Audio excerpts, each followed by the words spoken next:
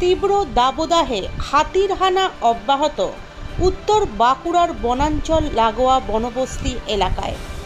গত দুদিন আগে রাত্রে একটি দাঁতাল হাতি বাঁকুড়া জেলার গঙ্গাজল ঘাটি রেঞ্জের পাপড়াডিহি গ্রামে তাণ্ডব চালায় বলে বন দফতর সূত্রে খবর। স্থানীয় সূত্রে জানা গিয়েছে, পাপড়াডিহি গ্রামের বাসিন্দা উজ্জ্বল ঘোষের বাড়িতে আচমকাই হামলা চালায় ওই হাতিটি, যার ফলে বাড়ির সামনের অংশ ভেঙে তছনছ হয়ে গিয়েছে। ঘটনার আকস্মিকতায় আতঙ্কিত হয়ে পড়ে গ্রামবাসীরা। পরে সম্মিলিতভাবে হাতিটিকে জঙ্গলে পাঠানোর ব্যবস্থা করেন। বন দফতরের পক্ষ থেকে জানা গিয়েছে, সরকারি নিয়ম অনুযায়ী ক্ষতিপূরণ দেওয়া হবে।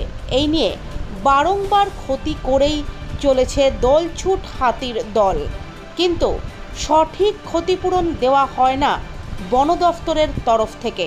যাতে সঠিক ক্ষতিপূরণ দেওয়া হয় তার আবেদন জানিয়েছেন এলাকার মানুষজন। বাড়িতে তো সবাই মধ্যরাত্রি, তখন 12:30 থেকে 1টা নাগাদ। তো বাড়ির ভেতরে ঠাকুমা আর আমার 2 ভাই ছিল। তো ওরা বুঝতে পেরেছিল কিছু একটা আওয়াজ হয়েছে।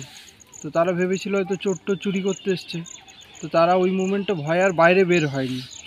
তারপরে সকালবেলা দেখে যে বাড়ির অর্ধেকটা ভেঙে দিয়েছে। ওখানে একটা মোটর বাইক ছিল, সেটাও অর্ধেক ভাঙা গেছে, এবং 4 বস্তা চাল ছিল, কিছু প্লাস্টিক চেয়ার ছিল, সেগুলো সব ক্ষয়ক্ষতি হয়েছে।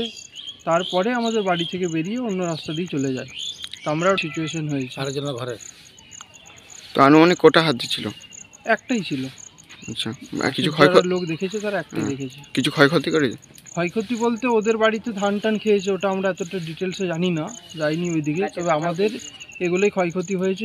ধান মোটামুটি 4-5 বস্তা ছিল, মোটর বাইকটা গেছে অর্ধেক, তার সাথে কিছু প্লাস্টিক চেয়ার ছিল, আর ওই দেওয়ালের একাংশ এবং বাড়ির অর্ধেকটা প্রায় ভেঙে গেছে। চালটা এখন নেমে গেছে, ওটা যে কোনো টাইমে ওটা ধসে পড়তে পারে।